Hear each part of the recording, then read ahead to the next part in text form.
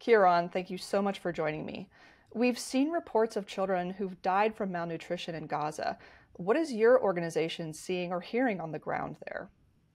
What we're seeing is a humanitarian catastrophe of epic proportions unfolding in front of us. Reports of children being severely malnourished and dying of starvation just represent quite how horrific it is for the population there. We're seeing malnutrition rates around 5% for children in Rafah. That would probably be higher, but for the availability of some small amount of aid in Rafah. Information and data from the rest of Gaza is incredibly hard to come by, as you can imagine, given the conditions on the ground. But we have every reason to believe that the conditions are significantly worse outside the area where aid agencies have some very, very limited, but some degree of access. Like you just said, the situation is dire in Gaza amid this ongoing war by Israel. How are people in Gaza getting aid, whether it's food or medical care or even access to shelter? There are numerous barriers and obstacles to getting aid into Gaza and to being able to distribute it, starting with the fact that the ongoing conduct of operations makes it very unsafe both for aid agencies to move around, to be able to distribute aid, but also for people to access that. If you think about how do you organize a distribution for people to come and receive aid in the middle of an active conflict zone and the risk that that creates for those recipients. But the challenges go all the way through the delivery chain. Getting trucks of aid inside Gaza is incredibly difficult. There are bureaucratic obstacles in the way. There are layers of approval. There's an arbitrary inspection process that leads to quite a volume of material being turned away at the border. So there's every possible obstacle to getting aid in and to being able to distribute it that you could imagine. We also saw airdrops happen from the US military recently. How effective are those airdrops, and could there be more of them coming? I want to be clear that airdrops are always an option of last resort for humanitarian responses. They're reserved typically for places where you're not able to get access for various reasons. They are very expensive. They are a very inefficient way and a very unsafe way to deliver aid, as people on the ground are at risk when they're scrambling to try to access these packages that are being dropped. There is no good reason why airdrops are a necessity in Gaza today. The reason that countries and aid agencies are resorting to airdrops is because of the blockages at the border crossings. The temporary floating pier that Biden promised is still weeks away from our understanding. What's the US doing in the interim in terms of getting aid to civilians in Gaza? I know that the US government is putting a lot of funding into aid and supporting aid organizations.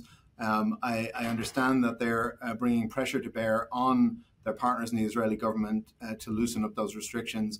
But quite honestly, we're not seeing any real impact from that pressure coming. And so it's unclear if, and seems quite obvious that every possible tool in the arsenal of the US government is not being deployed to loosen up restrictions on aid, to bring about those conditions, including a ceasefire, but also the lifting of bureaucratic obstacles at the border and other barriers to getting aid in. You just have to think through the implications of, how are ships going to dock at this pier? How will the aid get from the pier onto the beach? Who's going to secure that area? How will it be further distributed into Gaza? How are we going to be sure that the same checks that are holding up trucks at the border in Rafah aren't just going to be implemented in Cyprus before things get on the ship? And so you'll see a different kind of blockage in a different point in a different supply chain, but with the same net result, that there's not enough aid arriving for people in Gaza to receive, and people are going to continue to suffer. They're going to continue to die.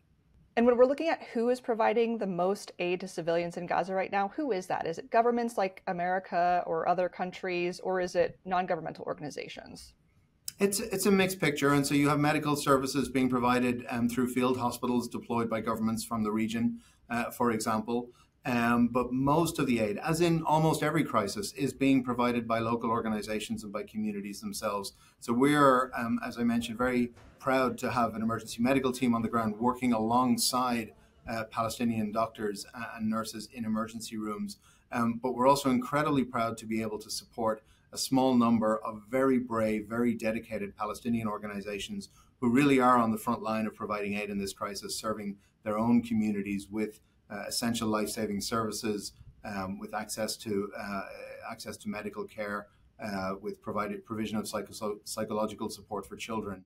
And we've seen footage of people baking bread in these camps and seeing the food aid that's coming in. What type of food aid is being distributed and what's included? It's a variety of materials, including so-called MREs, meals ready to eat.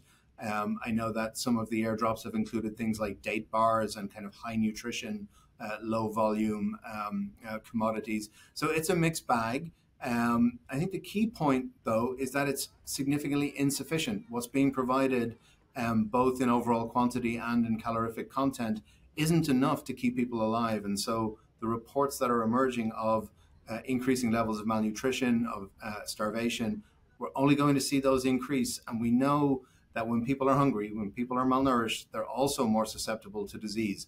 And so, in the unsanitary, overcrowded conditions that characterize many of the displacement sites, we're seeing high rates of skin infections, high rates of diarrheal disease. Those are going to not just continue and proliferate, they're going to become increasingly lethal as people's bodies are not able to fight off the infections due to a lack of nourishment. Kieran, thank you so much for joining me. My pleasure. Thank you.